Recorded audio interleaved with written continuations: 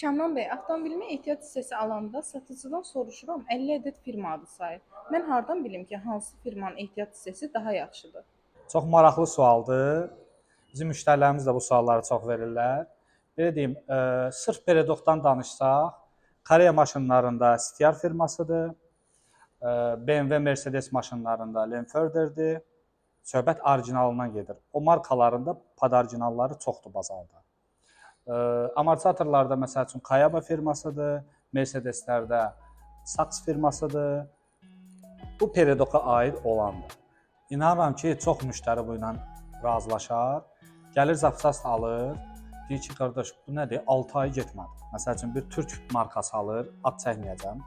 Deyir 6 ay getmədi, 5 ay getmədi. Maşının üstündəki 10 ildir sürürəm, qardaş. Məsələn, sol tərəf dağılmayıbdı. Bunu sizdən aldım, sağ tərəfi dağıldı. Elə deyil.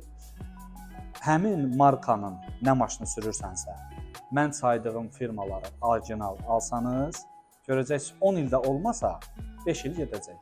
Çünki orijinalla markanın arasında çox böyük bir fərq var. Qiymətdə də demək olar ki, 2 qat fərq var. Motor zapçastlardan danışmadım. Motor zapçastlarından çalışın mütləq orijinal alın.